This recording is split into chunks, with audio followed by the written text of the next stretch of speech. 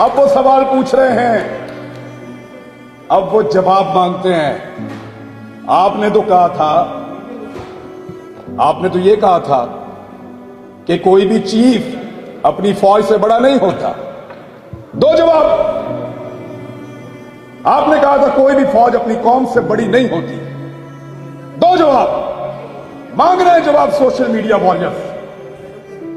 खुद ही कहा था ना, 5th जनरेशन वॉर, याद है जवाब भाई? सबको लगा दिया इसके पीछे, सबके हाथ में हथियार पकड़ा दिया। Now they are lethal. वो पढ़े लिखे हैं, उनका दिमाग काम करता है। आज से पहले जिन जिन के साथ इन ताकतवर लोगों का पंगा हुआ, वो कौन थे? कोई मौलवी था, कोई बेचारा सियासतदान था, कोई बेचारा किसी गरीब तबके से, एक दूर दराज इलाके का, कोई बलोचिस्तान के पहाड़ों से उतरा हुआ था। पहली दफा टक्कर के लोग मिले हैं। दो जवाब, पहली दफा टक्कर के लोग मिले हैं जो सवाल पूछते हैं लॉजिक के साथ। सर आप तो ये कहते थे, एक ही हो गया। दो जवाब। अब गाली देने से जान नहीं छूटेगी, अब ये कहने से जान नहीं छूटेगी कि हमारी यूथ पूरी तरह से अवेयर नहीं है, ऐसे जान नहीं छूटेगी। ये आपसे जवाब मांगेंगे, आपको देना पड़ेगा, आपको बताना पड़ेगा।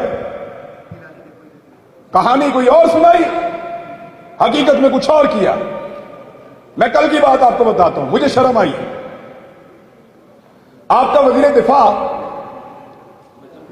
पार्लियामेंट में खड़ा होकर, भाईजान मेहरबानी करें, क्योंकि यहां से आपकी आवाज डायरेक्ट कान में आती है और इतनी अच्छी आवाज है कि उधर मुड़ जाता है। तो नहीं, कई आवाजों के अंदर बड़ा जादू होता है और भाईजान की आवाज में बड़ा करंट है। तो मैं गुजारिश कर रहा था, कल आपके वजीर दिफा ने कहा कि एक कैनेडियन क्यों बोला आर्मी चीफ के खिलाफ। असेंबली के अंदर मामला उठाया। मैं भी कहता हूं कि तनकीद होनी चाहिए, मुजम्मत होनी चाहिए, किसी में जरूरत नहीं होनी चाहिए कि हमारे इदारों के खिलाफ बात करें, ठीक है बात। लेकिन डोनाल्ड लू भी तो बोला था, उसका सबूत है आपके पास, उस पर आप बात नहीं करते। इंडिया ने चाइना के अंदर 17 मुल्क आए हैं, पाकिस्तान को नहीं बुलाया गया। और कल